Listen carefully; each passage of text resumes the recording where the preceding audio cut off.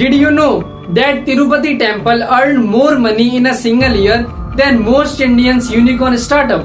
Yes, a temple, not a tech startup, not a billion-dollar corporation, but a place of worship. And here's the shocking part. India's temple collectively manage wealth that could the GDP of entire countries. But here's the question nobody asks. How do temples actually run this billion-dollar industry? Where does the money comes from? Who control it? And why nobody talking about it? Stay with me till the end because today we are going to uncover the hidden business model of temples. And trust me, this will completely change how you look at temples, money and politics in India. And at the end of this video, I will reveal a temple so rich that its walls are worth more than the market cap of Infosys. This video is not to question anyone's faith or devotion, but to explore the economics and cultural impact of the temples.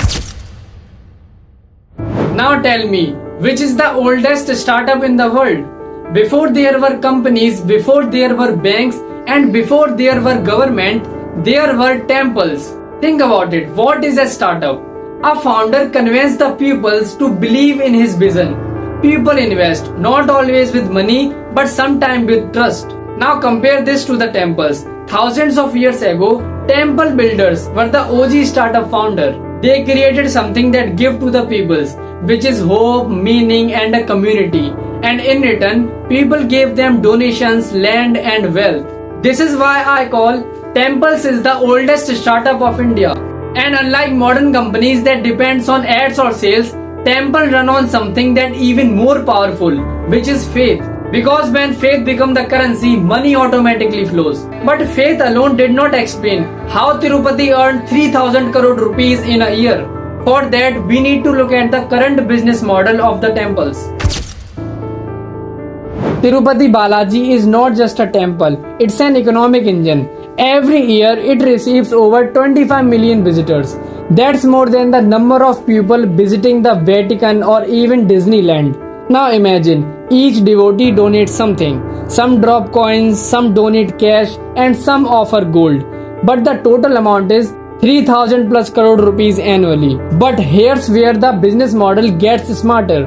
Tirupati temple does not only collect donation, it sells laddus. Over 10 crore laddus per year. That's more sales than some FMCG food brand in India. It also earned from hair tonsuring, real estate, jewelry donations and even fixed deposits because all that cash is invested in banks. So effectively, Tirupati is a multi-revenue stream business. But the question is, who controls this money? It's not only priest, it's a complex mix of temple trust, state government and even politics. Because whoever controls the temples also controls the people's faith, and that is the biggest leverage in the politics. But if Tirupati is this big, wait till you hear about a temple in Kerala whose hidden treasure shocked the entire world. In 2011, India woke up to a discovery that seemed straight out of a movie. Inside the Padmanabha Swami temple of Kerala, secret underground vault were opened, and what they found was unbelievable. Gold, diamonds, jewels worth over 1.3 lakh crore rupees. And that's more wealth than some of the India's top corporates. And guess what? One of the vault, which is known as Vault B, still remains unopened. Expert says if this vault opened, its value could cross over 5 lakh crore rupees. To put that in perspective, that's more than the annual budget of Indian government health and education sector combined. But here's the shocking twist. All this wealth is untaxed and unregulated. Which raises the biggest question. Should temple wealth belong to the people or should it remain with the deity? This is where law, politics and religion clash and nobody dare to touch it. But this is not just an Indian phenomena. Around the world, faith-based institutions control unimaginable amount of money and the business model is similar. The Vatican in Rome is one of the richest organizations in the world. From art, land, donations and investment, Vatican's wealth is estimated in billions of dollars. Similarly, in Mecca, every year millions of Muslims perform Hajj. This pilgrimage generates tens of billions of dollars for Saudi Arabia.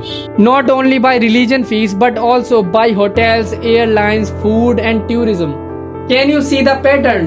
Whether it's India, Rome, or Saudi Arabia, faith is always monetized. The only difference is in India, this monetization is often hidden, unstructured, and even politically sensitive. And that's why the temple business become a gray area, somewhere between devotion, economics, and the power. But the biggest question is, what happened with all this money? Is it used for society goods or does it get trapped in politics? Here's where the things get controversial. In many states, temples are controlled by government board. This means temple donations are often used for things beyond religion, from funding schools and hospitals to even paying government salaries. But critics argue, why should the state control temples but not mosques or churches? On the other side, if you leave it fully to private trust, question of transparency, corruptions and misuse arises, so temple money become a political football. And this is why every election season you will see politicians suddenly become more religious, visiting temples, making big donations, because they know controlling temples equals controlling votes. But beyond politics, there's a biggest business lesson here. Temples are masterclass in branding and customer loyalty. Think about it. What makes people to stand in lines for hours at Tirupati or walk barefoot to the Vaishno Devi? It's not only the religion, it's branding. Temples have created an experience so powerful that it turned people into lifelong loyalists. Lesson number 1. Scarcity creates value. Limited darshan, limited laddus, demands goes up. Lesson number 2. Community is power. A temple is not only a building, it's a social hub. Lesson number 3. Trust equals currency. People donate blindly because they believe the money is going directly to the god. If you are a startup founder, entrepreneur, or even a marketer, temples are the best case study of how to build an unshakable brand. Today, even temples are going digital. You can donate with UPI, book online darshan ticket, and even order prasad on Swiggy. The temple economy is becoming more transparent, more structured, and even more global. But the real challenge is balance. How do we balance faith with finance, devotion with development, and religion with regulation? Because whether we like it or not, temples are not just places of worship. They are economic engines, political centers, and cultural brands. And maybe the biggest business lesson of all is this: when you build something people deeply believe in, money will always follow. So the next time you walk into a temple, remember, behind the bells, the chants, and the insane smoke lies one of the most powerful businesses in the human history.